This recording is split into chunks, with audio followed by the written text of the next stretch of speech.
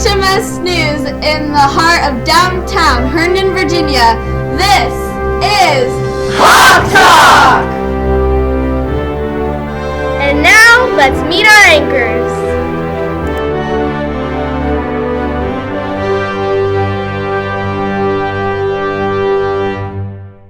What's up, HMS? It's Iris and Kylie. No, it's Kylie and Iris. Whatever.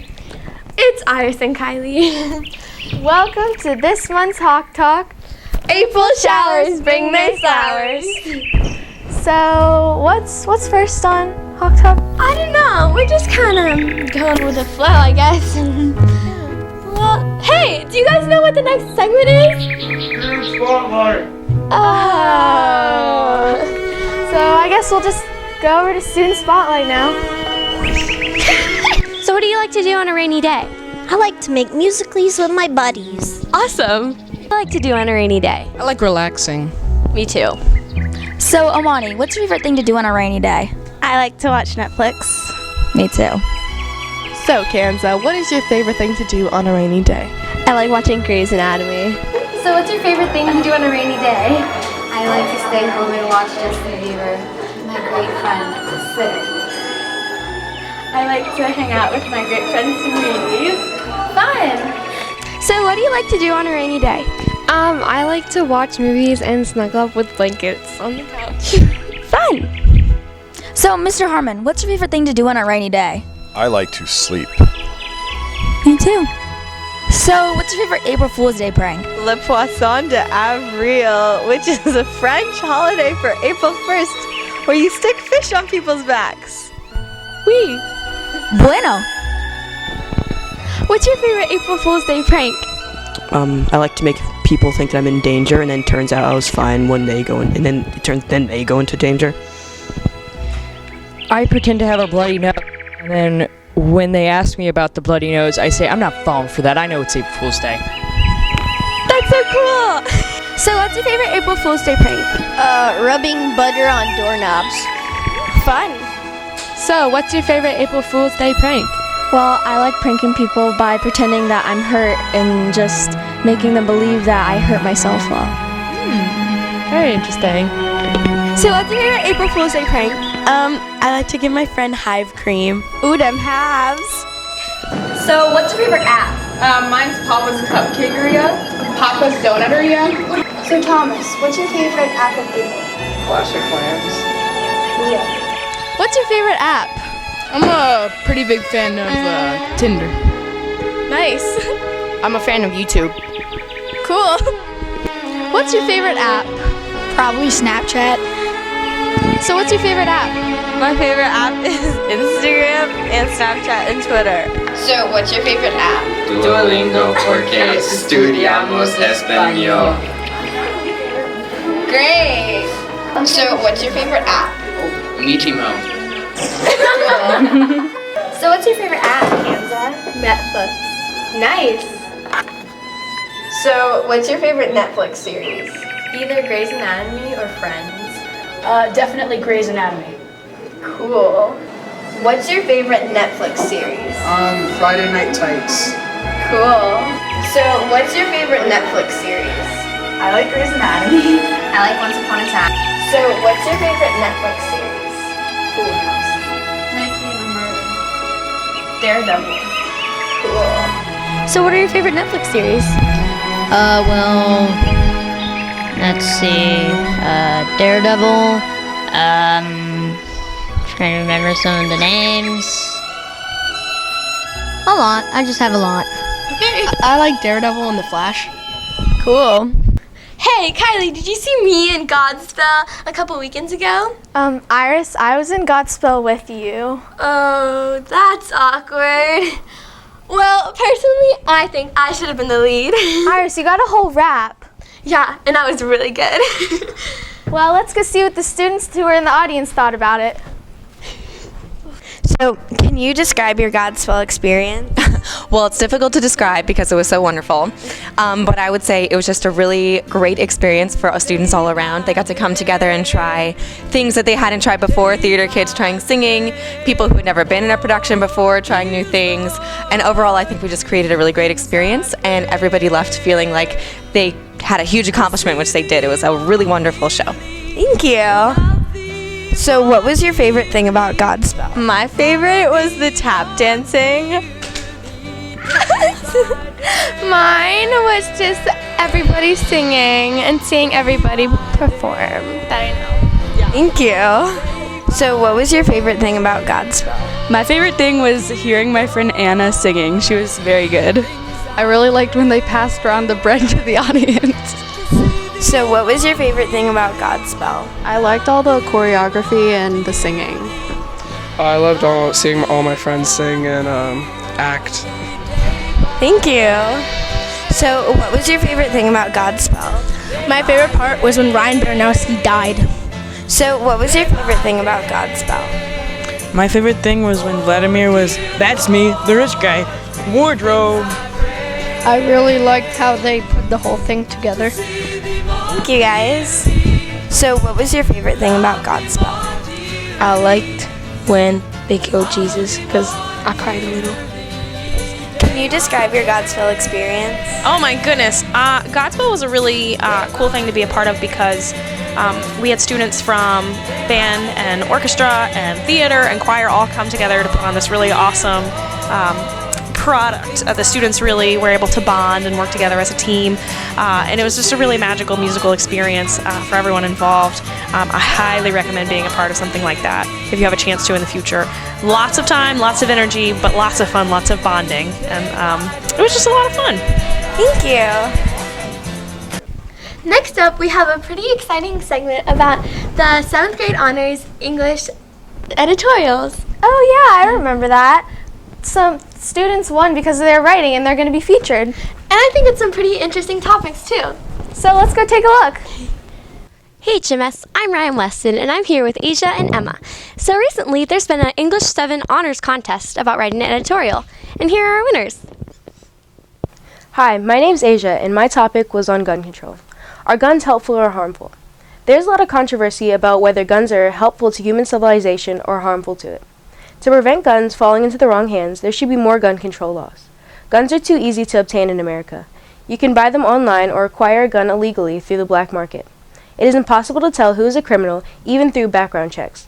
Having a gun is very common in the U.S. People can buy permits to walk around with a gun on them, and it is very hard to tell if they are a criminal with bad intentions or just a citizen with a gun. If there are fewer guns, wouldn't there be less gun violence? There needs to be more restrictions on people who buy guns. Any guns made for killing people should not be sold to the average citizen. It is impossible to make sure background checks are 100% accurate. Gun violence is a very serious issue. In the United States, about 300,000 people own firearms. Over 31,000 people are killed yearly from firearms, and out of those, over 300,000 children under 19. The violent crime rate has gone down, though. According to the FBI, in 1991, violent crime was at its worst. It has dropped an amazing 40% since then. There are many obstacles trying to eliminate guns altogether. One of the main obstacles being the Second Amendment. This solution probably would not work anyway, because having a gun is a good weapon of self-defense, and the people would fight to have their guns. Guns are also used for recreation, like hunting animals. People would also attempt to make or sell guns illegally. Having a gun is a right, and people intend to stretch it to its max. Many would retaliate if guns were abolished. If guns were abolished in the U.S., we would have a period of depression similar to the one the 18th Amendment brought. If guns were made illegal, we would suffer financial and economic consequences. Having and using a gun is not bad. We just need to think about our fellow citizens. Be more responsible and safe with your guns. I did a topic on marijuana, and I decided that marijuana should be legalized for recreational and medical uses. Marijuana is one of the most beneficial and therapeutically active substances known to man, and therefore, why should adults capable of making rational decisions be unable to enjoy its benefits?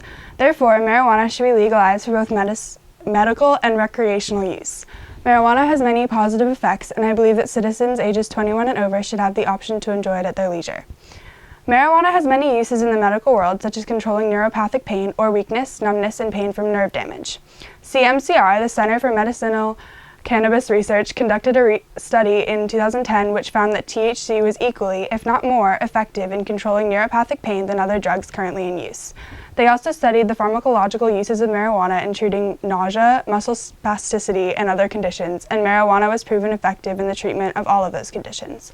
Plus, evidence suggests that marijuana may improve the function of the immune system in patients with HIV and/or AIDS.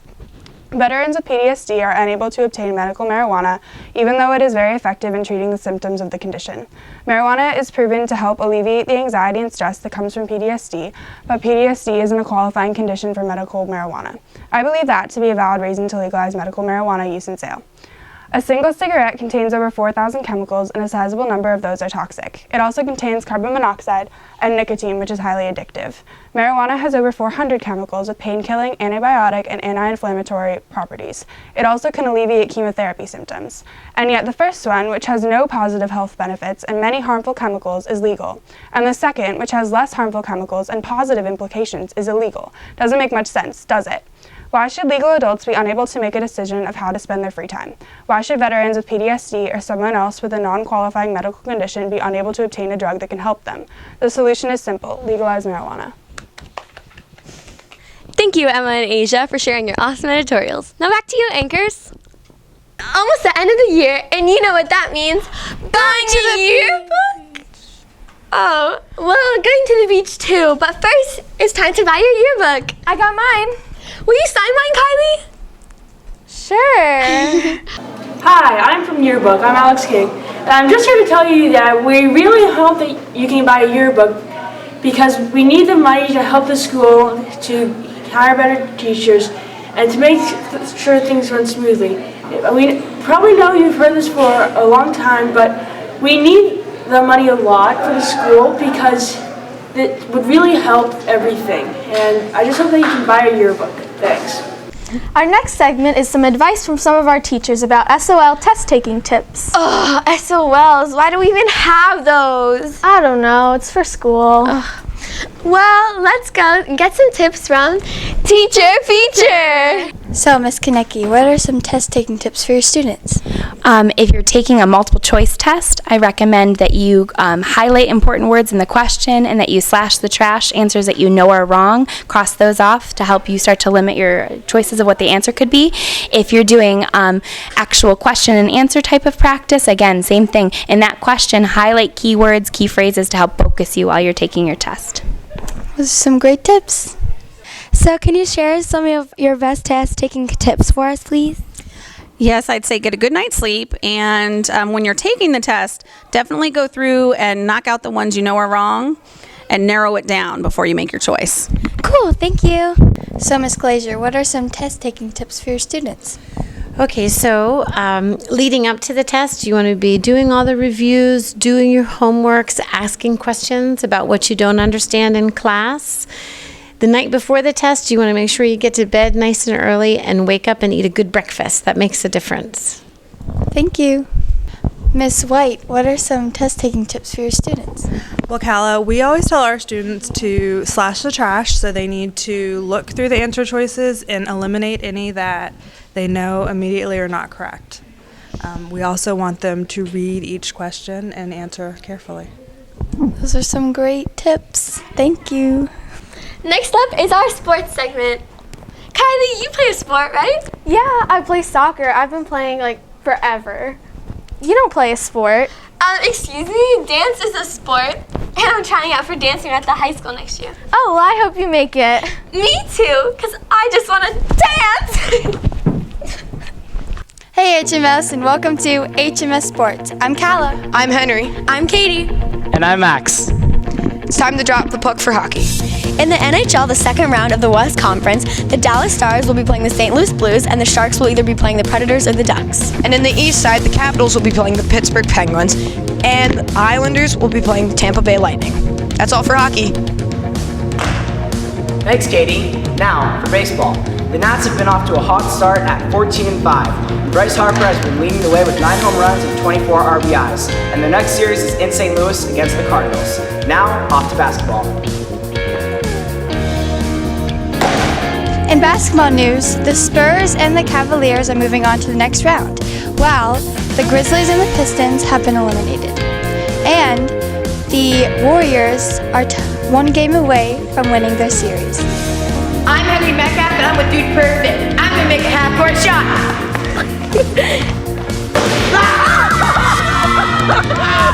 Wow, Henry, that was a great half-court shot. Yeah, it was quite a hot shot. Speaking of hot, next up is our weather segment. With Georgia and Ryan, and I hear they're using some SOL vocabulary too. Well, let's go check it out. Hello HMS, I'm Georgia. And I'm Ryan, and we're here to bring you a special weather segment for your upcoming SOL.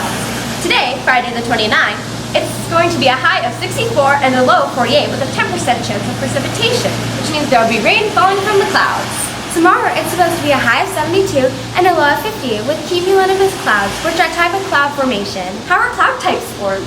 Warm air moves upward, expands, and cooler air is saturated when water vapor condenses around small airborne particles such as dust or salt. Oh, and also on Saturday, there's a 54% chance of humidity. Don't you mean humidity? Oh, yeah, humidity. That means the amount of water vapor in the air. Well, on Sunday, it's supposed to be a high of 70 and a low of 54 with a chance of moisture. What's moisture? It's water in the atmosphere that's transitioning between the 3 stages of the water cycle in Earth's normal temperature range. Well, you know what they say. April showers bring May flowers. Georgia, stop. Well, this has been a special SOL weather segment with Ryan and Georgia. Good luck on your SOLs.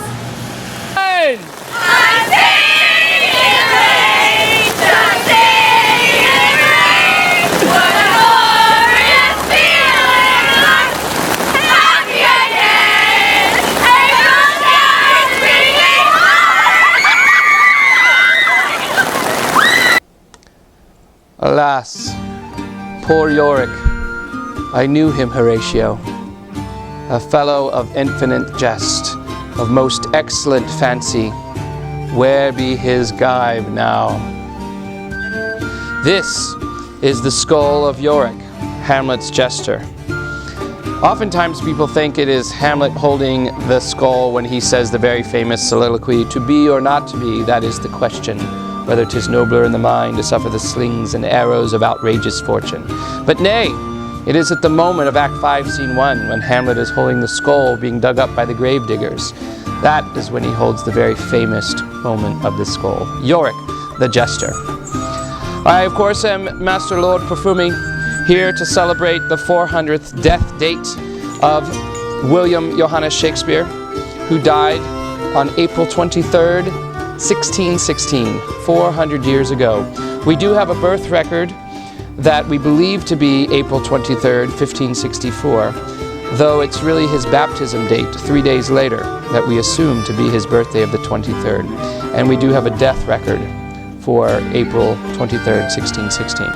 William Shakespeare was born in Stratford-upon-Avon, a farming agricultural community where his father was a glove maker of middle-class upbringing.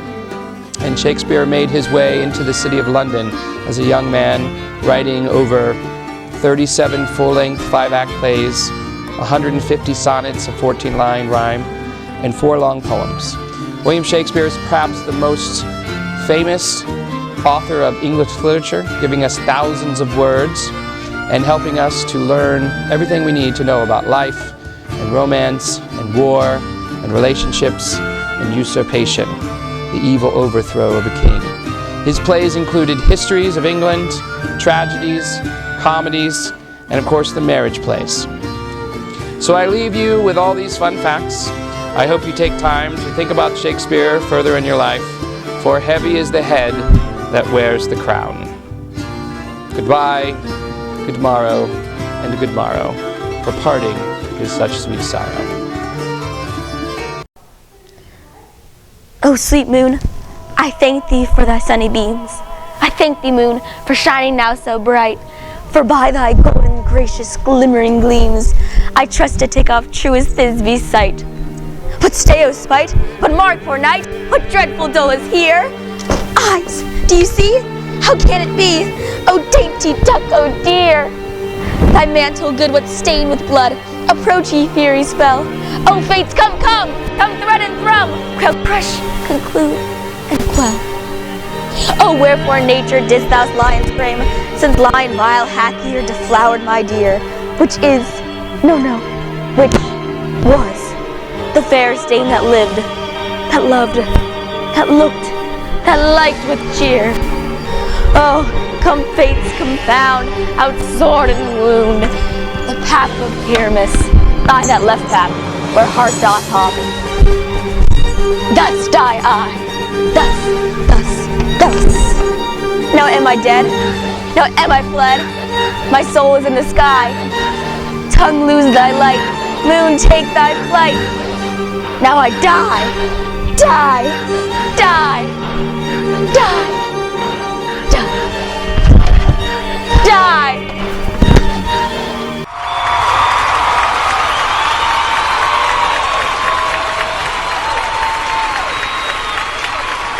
Happy birthday to you. Happy birthday to you. Happy birthday, Mr. Shakespeare. Happy birthday to you. Well, that's all we have for this month's April Showers Bring May Flowers Hawk Talk. See you next month. Well, what are we doing next month? Well, as William Shakespeare said, that's one matter for a May morning. Well, I'm Iris. And I'm Kylie. And we're signing off. Bye. I just gotta dance.